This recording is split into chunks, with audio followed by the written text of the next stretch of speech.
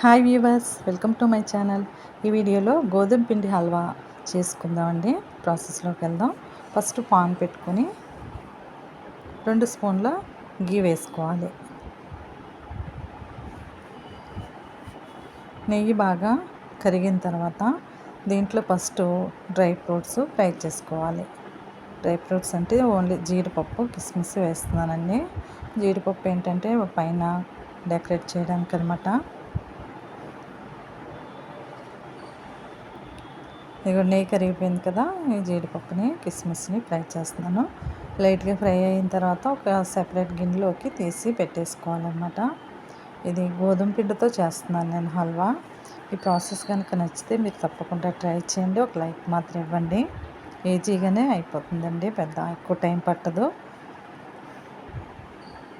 తక్కువ ఇంగ్రీడియంట్స్తోనే చేసుకోవచ్చు దీన్ని. కప్పు గోధుమ పిండి తీసుకున్నాను. గోధుమ పిండి, బెల్లం, నెయ్యి ఉంటే సరిపోతుందండి. ఈ గోధుమ పిండిని ఒక 5 మినిట్స్ ఫ్రై చేసుకోవాలి. కొంచెం నెయ్యి ఎక్కువే పడుతుందండి దీనికి. ఇదిగోండి, ఈ విధంగా వచ్చే వరకు కూడా ఫ్రై చేయాలన్నమాట. మంచి కమ్మట వాసన అయితే వస్తుందండి ఇది.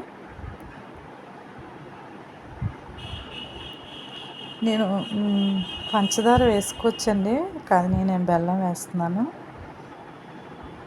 ఒక కప్పుకి 1/4 కప్పు బెల్లం కానీ పంచదార కానీ వేసుకోవాలి. బెల్లం వేసిన తర్వాత బెల్లం పౌడర్ వేసాను. బాగా కలిపేసుకోండి. కలుపుకున్న తర్వాత 1 కప్పు గోధుమ పిండికి 2 కప్పులు వాటర్ వేసుకోవాలి.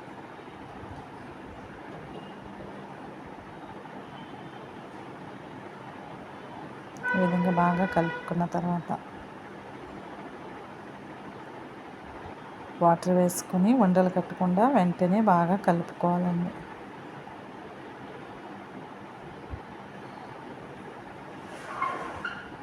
లో ఫ్లేమ్ పెట్టుకుని బాగా కలుపుకోవాలి.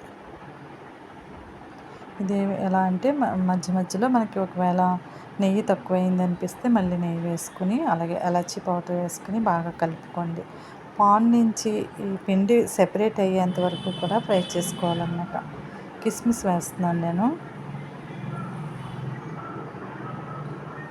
ఈ విధంగా బాగా కలుపుకుంటూ ఉండాలి.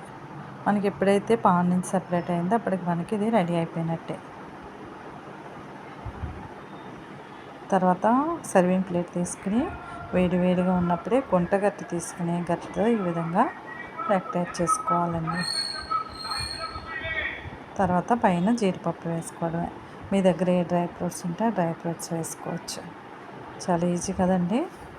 నా ప్రాసెస్ కనుక నచ్చితే మీరు కూడా తప్పకుండా ట్రై చేయండి. ఎంతో టేస్టీ గోధుమ పిండి హల్వా అయితే రెడీ అయిపోయిందండి. పిల్లలు కూడా ఇష్టంగా తింటారు. ఓకే అండి, థ్యాంక్స్ ఫర్ వాచింగ్.